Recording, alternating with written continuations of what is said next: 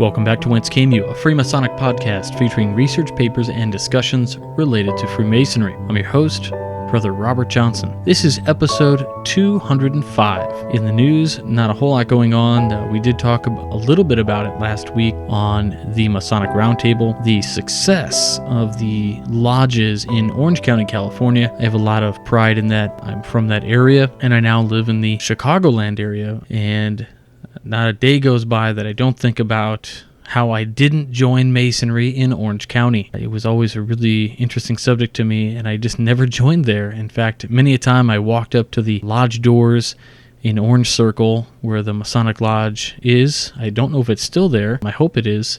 And there was a barber shop right there. It was just a tremendous kind of step back in time, a really cool Main Street area. And I always wished that I had had the guts to petition back then, but I did not. So, for what it's worth, congratulations to all those Orange County Masons for keeping it going strong. In other news, we did on the Masonic Roundtable, I just mentioned, right? We went live on a broadcast and we talked to co-Masons, and it was a fantastic, eye-opening experience. I learned a whole lot. Of course, people are like, you can't talk to co-Masons because you took an obligation not to do that. No. We took an obligation not to discuss the secrets of Freemasons with what our Grand Lodge considers clandestine Masons. So co-Masonry does fall under that category of clandestine, but we did not discuss secrets. We discussed Masonry, and it was a good discussion, so I encourage you to check that out. That would be episode number 76 of the Masonic Roundtable. It was great. Also in the news, I just wanted to mention that I did finish remastering a ton of lectures by Manly P. Hall. I digitally remastered these old, hazy-sounding tracks that were just awful. Tons of background noise. What we did was we went ahead and we compressed the audio, we raised the levels, we got rid of the background noise. Almost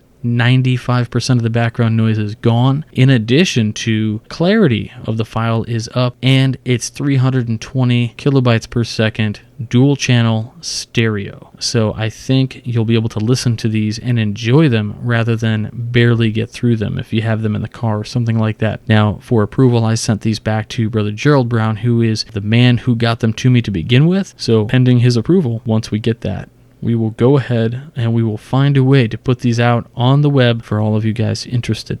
This week on the program, we are joined by author Marcus Hammonds, who is the author of the book Learn to Subdue Your Passions, A Guide for Modern Living. And a very Masonic sounding book. However, the book can basically be for anybody. It really is a guide for modern living and subduing your passions in the modern age. And just within the first chapter, he really does just dive right into some taboo subjects, right? Subduing the passion, like he talks about lust and sex within that first chapter of the book. So it's a really interesting book, and I think it's a great read. It's only about 50 to 65 pages, depending on the medium that you choose to get it in. But in any case, we do have Brother Marcus Hammonds on the program this episode. I hope you enjoy that. And after the interview, we'll go right into the Masonic Minute with illustrious Brother Stephen L. Harrison, and we'll wrap it up with a famous Freemason. So without any further ado, we'll get right into that interview.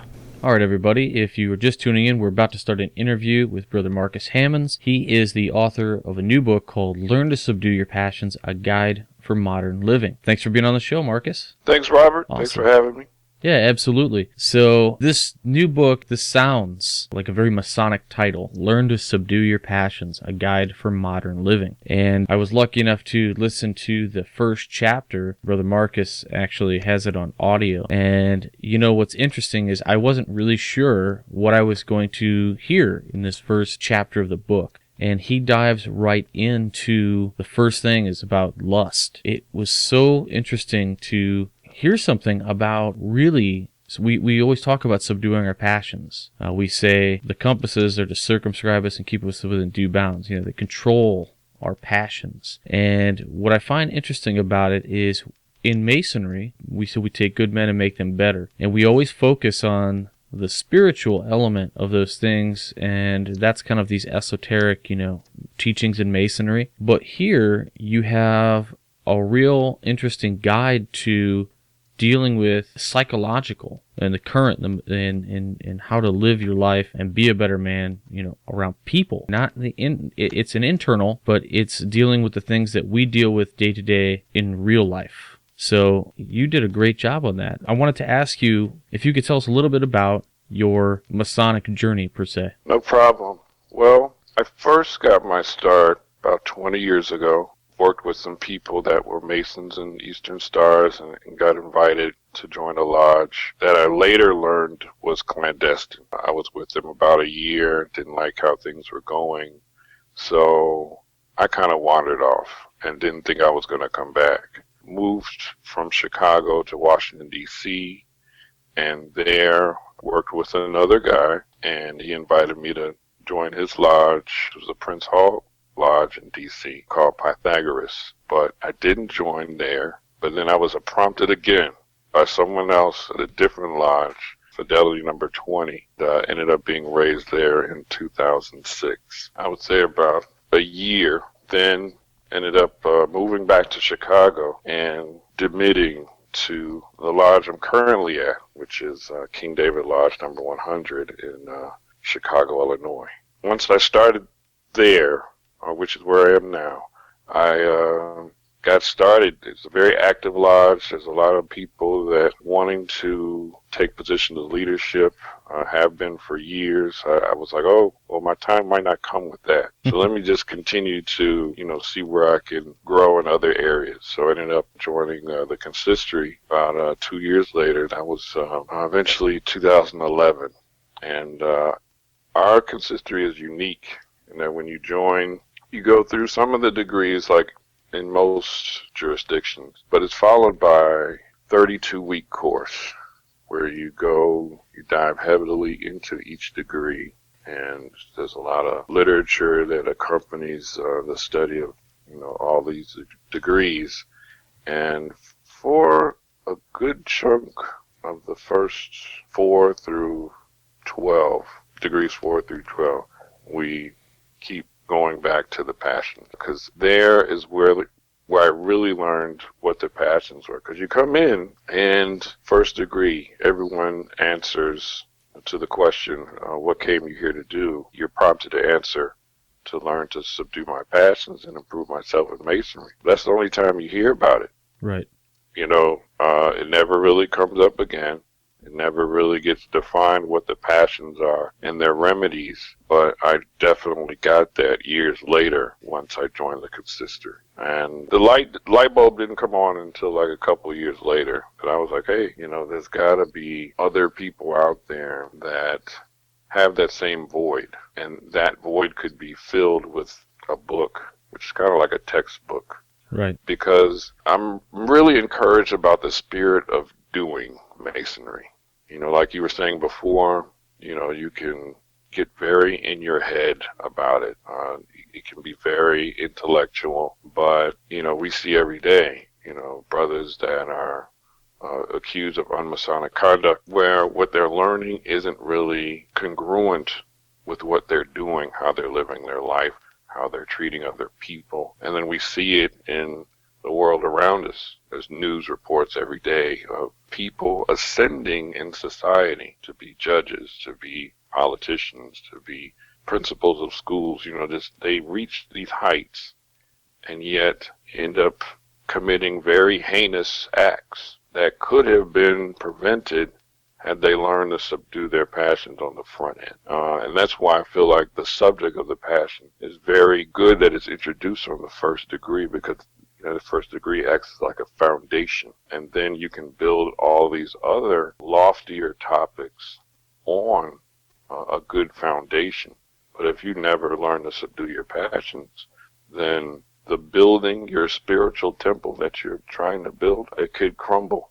Right. Because you don't have that good foundation. That's a great allegory to lead to. We talk about subduing the passions, like you said, only that one real time. And I have to say, as a man specifically, men were irrational at times. We are led around by thoughts in our head many times of women and things like that. And it's always interesting. We'll get on the topic of, say, co-masonry, men and women in the same lodge, these clandestine lodges that operate this way. Right. While I support the idea that I think women could have their own lodge and do that thing, I personally don't support the idea of a mixed lodge, just because of the fact that I think that there would be always some sort of a thing in the back of a guy's head that is always being mindful of the woman in the room. So whether he wants to, show off or suck in his gut or not talk because he's embarrassed or whatever it is, all these things, we're always so connected to first chapter's lust. We're always connected to that.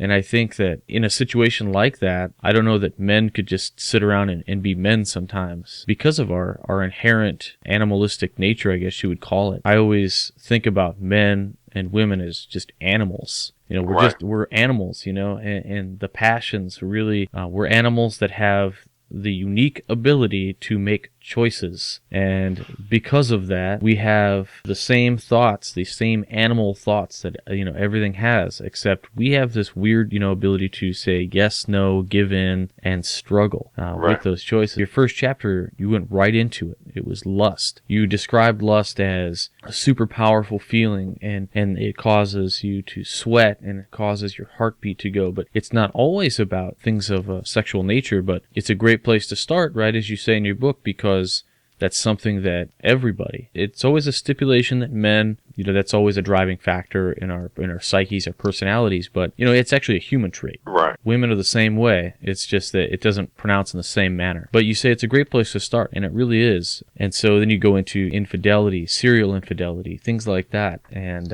right. I have to say, one of the great things about this book, and I think one of your greatest triumphs here, is that, it has a Masonic title that a Mason would look at, but anybody else that looks at the book too would go, huh. It's understandable. It's unlike a lot of the Masonic, kind of code words and things that we use to put on a book to capture a Mason's eye. Anybody can read that and go, huh. I think it was one of your greatest triumphs there, aside from writing the book and the great content, is that it's not just a book for Masons. Right. That's my goal. First, I was thinking of Masons, other Masons, because we already have a certain mindset. We're building on certain ideas. We have certain, spiritual objectives we're trying to reach. But at the same time, the subject of the passions is a very ancient idea. There's a quote in the book from Horace, subdue your passion before your passions subdue you. When you look at world religions, subduing the passions is always a prerequisite for anyone aspiring to be an adept at any of those religions. But you're right, what you said before about us being animalistic, being animals or acting on instinct. We have that core as human beings. We have highly developed brains that can provide myriad functions, but we do have a core capacity to act on instinct. So when we're put in mixed gender situations, we do have choices to make on how we act. Are we going to act on instinct? And instinct has served us well for tens of thousands of years. But as society becomes more complex, as resources become more slim, these things that are going on in our environment, they impact us. And we have to be able to have the tools to be able to function, have a peaceful society, have harmony in our homes, have harmony in our neighborhoods, have harmony in and around the world, basically. And people go to school everywhere. You'll learn reading, writing, and arithmetic. Some places you'll learn religion in addition to those subjects. Some places you'll learn ethics. Public schools don't teach ethics or religion. But you still have these challenges of how we're going to interact with one another in society. And I truly feel like with these tools, these remedies that are offered in this book, it's something that can be consumed by anyone. It's not very lengthy on purpose because not everyone wants to read War and Peace. Not Right. not everyone wants to read, 500, 1,000 pages on a topic. Sometimes people just want you to get to the point. And that was a goal of mine as well. But just like you said, there's ancient topics that won't go away.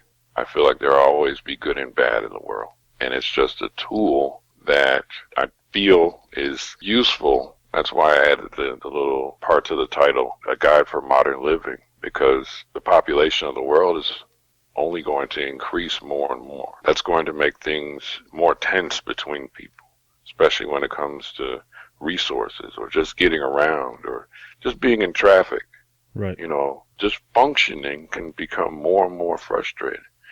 But if you don't have the tools that help you deal with your instincts, that help you deal with your appetites, and that's what's going on in the first chapter is about lust. You immediately think about sex, but the chapter is more than that. It talks about various different appetites. And what the problem is that we're self-indulgent to a fault. Right. And correcting that fault of self-indulgence and the impact that it can have on other people. When you're in a committed relationship and you lack the capacity for fidelity, that has unintended consequences on the people in your life. At first, it may satisfy you and your urges and your needs, but the impact on others, your loved ones, your children, all these things go out the window. But at least if you're presented with, you're going through this and, maybe you can work on this remedy in order to kind of quell that urge. I feel like it's a service that kind of resonates. And as more and more people get acquainted with these ideas, then I feel like the end result will be just greater harmony.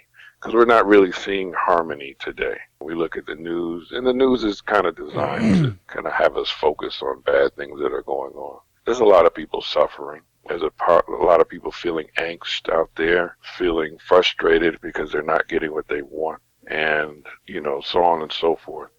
But like I said, this book's intent is to help with what's going on now and what will go on in the future, that these ideas about the passions are not a thing of the past. They're something that's useful in the present and beyond. I have to say, I think it is a very interesting thing to have a book like this. Again, going back, and we talked about how the passion is introduced in the first degree, and learning to subdue them. And when you said that that's the end, we really don't talk about it, and we really don't. We've had books on every other facet of Masonry, and this is really the first time I think I understood when everybody listening, Brother Marcus had emailed me about his book, and I said, wow, this is pretty neat, that's interesting. And I think I sat on it for a day, and then when he sent me the audio for the book, like the first chapter, and I listened to it, it hit me that this was not exactly what I had expected, because my mind is always like on this esoteric kind of spiritual thinking within Masonry right now, because that is kind of something that is rocking the boat in Masonry. And it wasn't something that we touched on. We touched on that a little bit, like in the esoteric side, like, learning how to chip away at your mind so that it's refined, and so that, these kind of things, these passions, they don't have a hold of your mind. It's freed from those things. Vices, allurement, those kind of issues. But this is the first time that a book has come out in this time period of Masonry that I think really does a great job of tackling that base subject that we all need to tackle. One of my mentors coming up through the lodge, he was an elderly gentleman. Most of us had a mentor who was probably in their 60s or 70s at some point, and he was my first real mentor in the Blue Lodge. And every week I go down to the lodge and we would talk about the degree and the catechism for whatever I was working on as the memory work for that degree. And we would spend 10 minutes on that while everybody else, they're in the lodge, they're going over degree work or whatever else they were doing. And I would get 10 minutes of catechism work. And the other work, really looking back, and I think I attribute this to why I am a better man today than I was when I started, is because of the work on the passions. And that is through my mentor, who, at the time, I didn't realize I was being taught anything. Really, I was just talking. And he would tell me these stories about things that would happen to him in his life, for like 40 minutes. It's just me and this really old cat, and he was just telling me everything and like spilling the beans. Things I wouldn't assume somebody that I didn't know very well would tell another person. But there we go again with, our fraternity being the best in the world, is that we are all brothers and we have nothing to hide from each other. Right. And so he told me, he's like, when I was 40 years old, my wife caught me in bed with another woman. Wow. And blah, blah, blah, blah, blah. And we're still together today because we worked through it, and I'm a different man today. He never did it again. Or he's not lying to me, right? I mean, he's got no reason to lie to me. Right. Or he told me about how he was an alcoholic for years. I always laugh at the story, but he told me how he came home one night, and he walked in the door, and his wife said, "Drunk again." And he said, "You too?" And and so she made him sleep on the couch for a week, But he went to AA meetings every week for 40 years, and he talked about all these things, about and these stories. You don't realize it at the time, but you're hearing these things, and you're hearing his repercussions, and these things start registering in your head, and that slowly starts to kind of chip away at those things. And so that's one way, that I think I've worked through the passions. But this book really does offer a great way, and I think our readers would really enjoy a fresh take, meaning a modern book about modern problems and the way these passions are seen in a modern way. So you did a great job here. I want to digress a little bit back, and I think many of our listeners, their ears probably perked up really high when you said that in the consistory, now I'm assuming this is Prince Hall, Scottish Rite? Yes. Okay, that in the consistory, you had 32 weeks of instruction. Right. That is insanely cool, because for Northern Masonic jurisdiction, we have the degrees and we have a dinner afterward, and that's it. The Southern jurisdiction, of course, has the degrees and some classroom before and after, and they have, if you choose to, the Master Craftsman program. But 32 weeks of instruction on the degrees is insanely cool, and so many people I know are really into the education. Hence coming about through books like the Subduing Your Passions and things like that. And that's one form of education. But just as a side note, I was wondering if you would speak a little bit about that 32 weeks of instruction and how that helped you out, or if you think it was cool or if it was a little overkill. What was your thought on those? No, I mean, I thought it was great. There's a whole approach to it about being in the Scottish Rite and it being like a gentleman's college. Right. And the class that I was president of had about 16 people. And with anything that's long, like that 32 weeks, not everyone's going to have the endurance. Right. Because the way it's kind of structured, you start out like in May and you receive a few of the degrees, and it's not until October when you attend council deliberation that, you receive your 32nd. Wow. But then you come back and you're still in class until January. But every week we come together, we discuss the topics that pertain to the degree, reference books like the Bible, Kabbalah, the Quran, other things, depending on what the degree is, in order to get greater meaning from the degree. Right. As well as learn whatever password, grips, and signs are associated with each degree. But like I said, I got from it this kind of spirit of doing, that it's not enough to kind of learn certain esoteric ideas and kind of sit back on your laurels. But it gave me the kind of spirit that Masonry was about, not only how we act towards one another, but our role in the world and in shaping the world, not in a kind of sinister sense, but in a peaceful, harmony-creating sense. And it really, over that period of time, just kind of opens people up to one another. People who have like a certain idea structure, belief system, you see them kind of open up over time. It's definitely a beautiful thing that got started, I believe, I don't have the exact date, but I believe it started like in the mid-60s with a gentleman by the name of Brother Levi Morris. He's responsible for just how the class is structured. There's a guidebook for the class that he kind of put together that's still in use to this day. And there's a panel of men that are Grand Inspector Generals and Sovereign Grand Inspector Generals that, teach the class. And you learn a lot from them because just like you were saying before, some of these guys, they're up in age. They've lived their life. They've conquered things that we have yet to conquer. And so it's nice to be able to be in that setting and learning.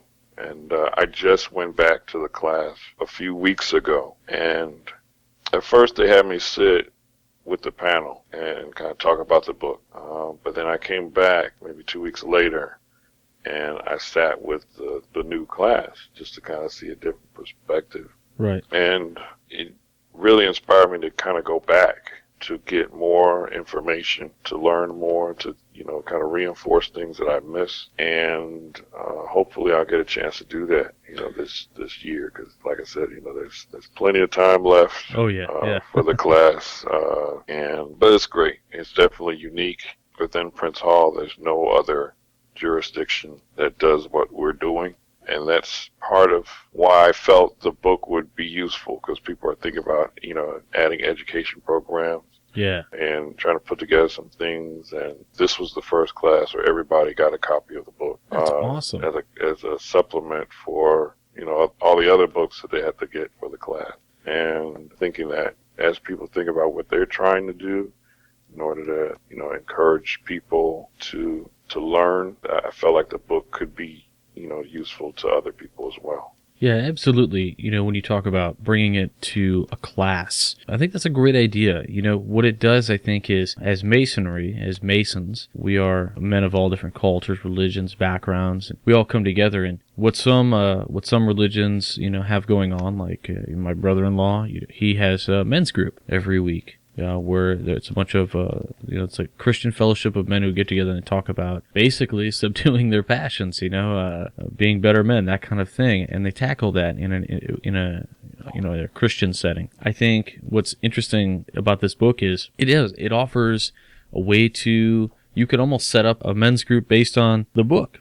And you could call it a book club, and you could set it up, and you guys can, read the chapters and come together and talk about it. And, you're going to end up, working through that and coming out on the other side a better man. And I think it's great that you gave that book to the class. I did want to ask, what actually prompted you to start writing? Is, Masonic authors, a lot of it starts off for us when we find one little topic and we want to write a little blurb on it, or we just want to write down our own thoughts. And then, we end up pushing it out somewhere and somebody says, hey, this is great. You have more? How did it start for you? Well, I have friends that have written other books, not necessarily Masonic friends, but books on entrepreneurship, children's books, that sort of thing. Sure. And they gave me the impression that I had at least one book in me. So I let that, kind of marinate for a while. And this topic kind of just came to me as something that could be of value, that, when I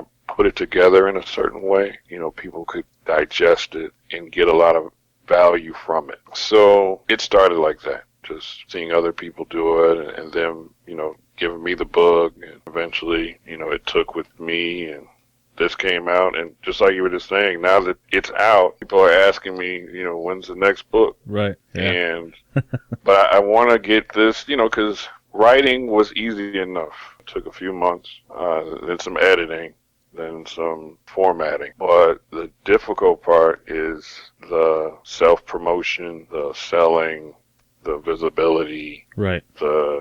Just becoming known. And so that's been a process. That's been a learning process. So my goal is to kind of get this down, get the book in the hands of lots and lots of people. And then once that's established, come out with the next book. Well, I certainly think the book is great enough to warrant subsequent books, either on topic or other. You're a great writer. I think the listenership here would greatly enjoy the book. And as you alluded to, Brother Marcus, the book is not extraordinarily long, which I know I appreciate. I am somebody who gets intimidated by a long book, and that's only because I am somebody who is really busy, and I don't always have time for chapter after chapter after chapter when, I have various issues. Am I going to, by the next time I get to the next chapter, am I going to remember what I finished on the last one? I have to go back and reread the last few paragraphs of the last chapter before I start the next chapter. Is it going to make sense? Is it going to hold my attention, all these kind of things. I don't have attention problems or anything. It's just that I'm busy. My mind is everywhere all the time. As a man in a modern age, we have our hands on a little bit of everything, and we're busy guys. Right.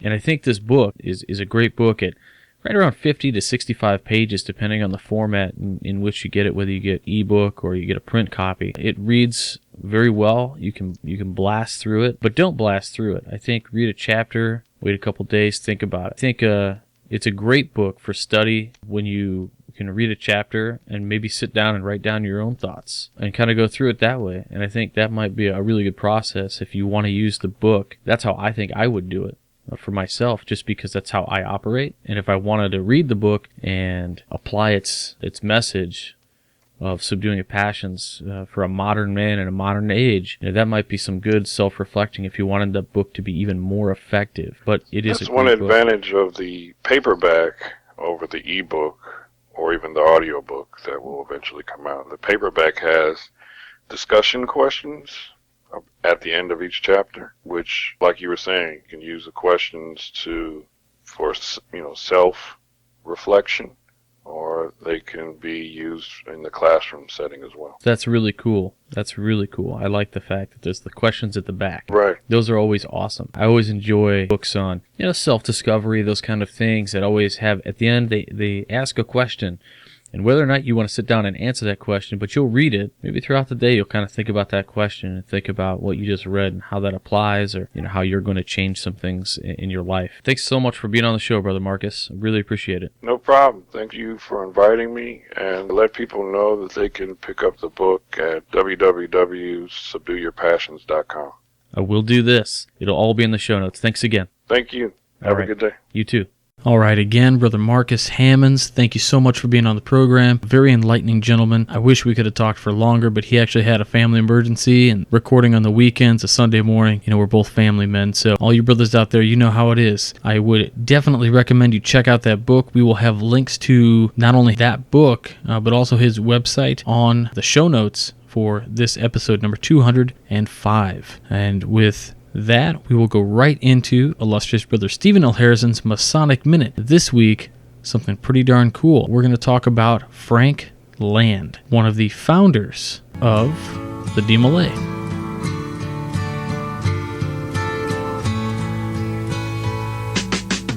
People who didn't know him might have said young Frank Sherman Land didn't have a lot going for him. As a child, his goal in life was to become a fireman, and he even became a junior chief in the Kansas City Fire Department. Things were looking up, but when he was 12, his parents divorced. His mother uprooted Frank and his sister and moved to a new city where he had to readjust and deal with life without his father. His family wasn't poor, but it didn't have money to spare.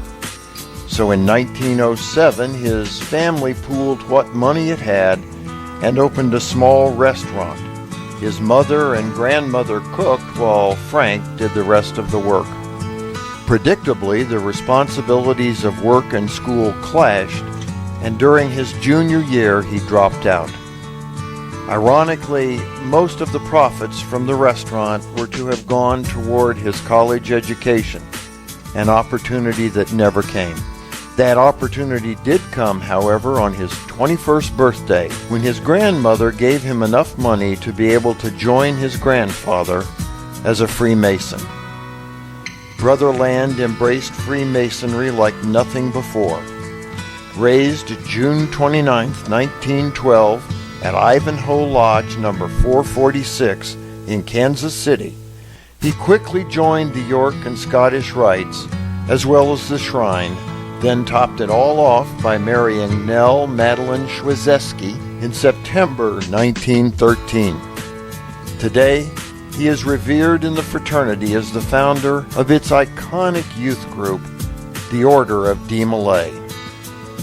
De Malay International today is a worldwide organization which has grown from Frank Land's initial group of 9 young men. His accomplishments with that organization were his crowning achievement in life, and he lives on with that as his great legacy. But Dad Land, as he is known, had a talent many do not know about. Frank Land had always liked to draw, and in fact had shown promise as an artist. After he reluctantly dropped out of high school, he still yearned for learning and also for a creative outlet. With little time available, he found the Kansas City Art Institute not only fit his schedule, but also enabled him to continue his education and express his artistic nature. He enrolled in classes there and was soon creating some outstanding artwork. Late in life, the world came to know Frank Land as a man who created a premier youth organization, a man who had superb administrative skills, and one who was a friend of presidents and diplomats. Few realized he was also an accomplished artist who even used some of his own artwork for the organization he created. One of his earliest surviving works depicts a young woman kneeling at prayer and is almost reminiscent of a De Malay scene. This 1909 pen and ink drawing hangs today in the Kansas City Service and Leadership Center. Also hanging in Kansas City is an elaborate painting by Land which shows a De Malay member in the foreground and a Knight Templar riding in the background. This particular painting hangs over the mantel in Dad Land's reconstructed office, and De Malay has used its design for letterheads and posters. Finally, as a completely mind-boggling piece of De Malay trivia, many do not realize Frank Land designed the De Malay emblem. Not an unusual thing until they learn he designed it in 1908, fully 11 years before De Malay existed. He sketched the crest one evening in art class upon becoming disinterested in the instructor's still life assignment. He met his future wife when, acting as an assistant instructor that evening, she caught him drawing it. Years later, needing an emblem for De Malay, Land used the one he had drawn in art class. A future wife and a crest for a yet-to-be-formed worldwide organization. Not a bad evening's work. For the Whence Came You podcast, this is Steve Harrison with the Masonic Minute.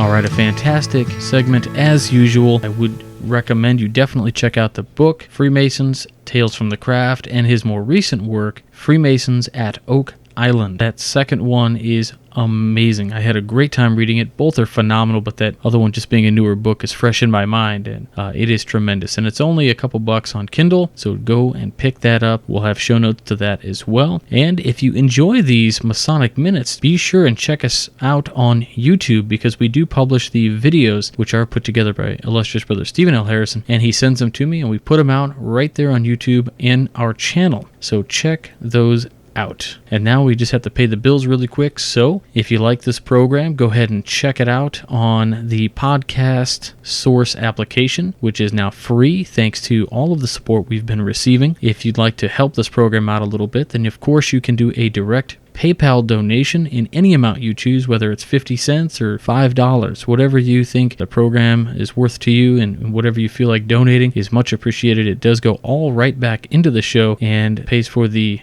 production, the hosting, and it keeps the show going so that all the previous episodes are available all the time. In addition to that, if you'd like to do some shopping on either freemasonryart.com and see some of Brother Juan Sepulveda's excellent artworks, or you're on freemasontees.com and you want to check out some really cool t-shirts, or you're on onit.com and you want some healthy living, really cool supplements and things like that to take you to that next level. All of those websites we do have links to on our website, wcypodcast.com, and we have affiliates with all those guys. So if you you click through our links and use the coupon code WCY, you're getting your product at a discount, in addition to supporting this show, because they send a little bit back to us. So nothing is marked up. It's the same price it always would be, penny for penny. The only difference is they throw us a little bit of capital in the way to help us keep this show going. And of course, we still have a few tie bars. We have a couple sets of cufflinks left, and we have just a few money clips left, and we do have a good amount of pins available, still just regular old lapel pins that they have a really nice E-clasp on the back, so they're not going to pop off. They are gold layered brass pins with a really nice enamel pour on them. They say Whence came you. They are non-show branded. So what does that mean? It was very important to me that when we came out with a pin, it wasn't about this show. It was about Masonry. So that pin is unique in that way. Nowhere on it does it have my name or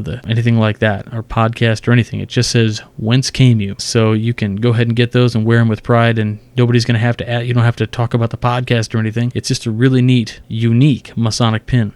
So check those things out. You can go to the Support the Show or the Limited Edition shop on our website, wcypodcast.com. With that, let's check out the famous Freemason of the week. All right, so this week's famous Freemason is Michael Adine, or Baron Adine. Lieutenant Colonel Michael Edward Adine, Baron Adine, born the 30th of September 1910, and he passed away in 1984 on the 30th of April. He was a private secretary to Queen Elizabeth II during the first 20 years of her reign. Adine was a maternal grandson of Lord Stamfordham, private secretary to Queen Victoria and King George V. He was educated at Eton and graduated from Magdalene College, Cambridge in 1934 with a Master of Arts degree. He then traveled to Canada and was aide-de-camp to Lord Bessenborough from 1934 to 1934, so just the 1 year, and then to his successor, Lord Tweedsmuir, until 1936. Adine then returned to England and became George VI's assistant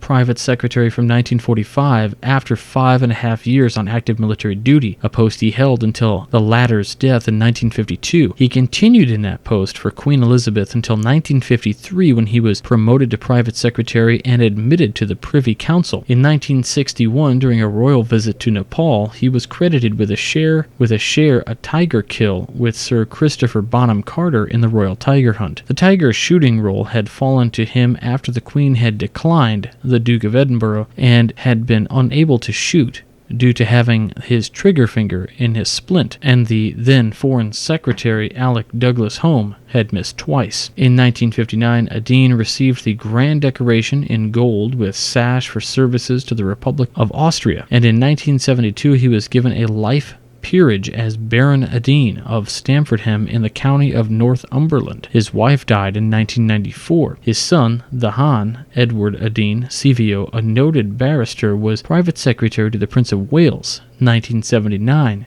to 1985. He served as a senior Grand Deacon of the Grand Lodge of England in 1946. Kind of interesting, a role of secretaries throughout. Pretty cool. That's it for this week. Find us on Facebook and follow us on Twitter at Whence Came You. You can check us out at the email address wcypodcast@gmail.com, on Google+, and you can also email me there at wcypodcast@gmail.com or at admin@wcypodcast.com. Don't forget about the Masonic Roundtable going live every Tuesday at 10/9 Central, and the Midnight Freemasons publishing 3 great new articles every week, Mondays, Wednesdays, and Fridays. And don't miss the Midnight Freemasons in our section in the Working Tools Masonic magazine. So you can check that out at twtmag.com. With that, I hope you guys all have a great week.